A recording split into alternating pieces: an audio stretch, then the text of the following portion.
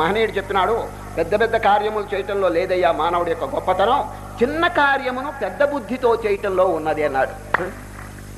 A great man is not one who does extraordinary things but who does ordinary things in an extraordinary way అన్నాడు. చూడు ఎంత అద్భుతం. మళ్ళీ చెప్తున్నాను, a great man is not one who does extraordinary things but who does ordinary things in an extraordinary way. చిన్న పనులను పెద్ద బుద్ధితో చేయండి.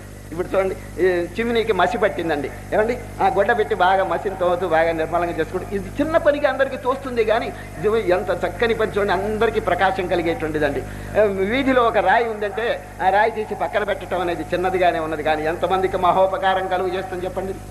నీటిలో ఇదివరకు ఈ దృష్టాంతం మీకు చెప్పినాను, మీ ఇంట్లో నీళ్ళ తొట్టి ఉందండి, దాంట్లో ఒక చిన్న చీమ గిలగిల తన్నుకుంటుంది అనుకోండి, మీరు ఆ పక్కన పోయి దాన్ని చూసినప్పుడు వెంటనే దాన్ని తీసి ఏలుతో బయట విసిరేయండి, చూడండి దాని ప్రాణాన్ని కాపాడతారండి. చూసారు, అంతేగాని నేను ఎంఏ వేస్తున్నాను దాన్ని ఎందుకు కాపాడాలని అనబాకండి. ఇక్కడ మీ ఎంఏకి దానికి సంబంధం లేదండి. నిజంగా పుణ్యం మనకి అవకాశం ఇచ్చిందండి అది.